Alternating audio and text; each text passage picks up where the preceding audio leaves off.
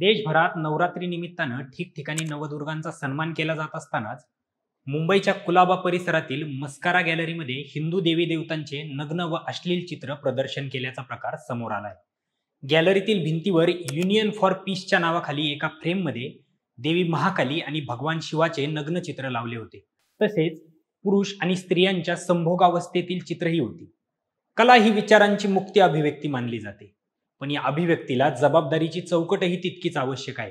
कारण अभिव्यक्ती ही जर इतरांच्या श्रद्धा, मूल्य किंवा भावना दुखवणारी असेल तर ती समाजात तेढ निर्माण करू शकते।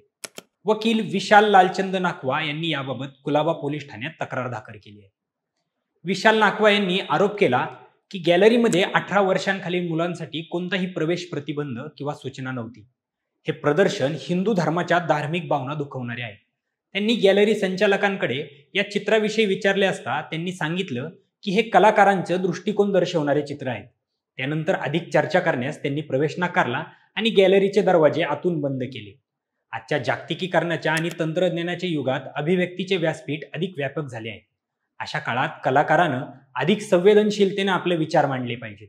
अभिव्यक्ती स्वातंत्र्याचा उपयोग सृजनासाठी व्हावा, विध्वंसासाठी नाही। ही जाणीव प्रत्येक कलावंतानं ठेवणं हीच खरी सामाजिक जबाबदारी आहे।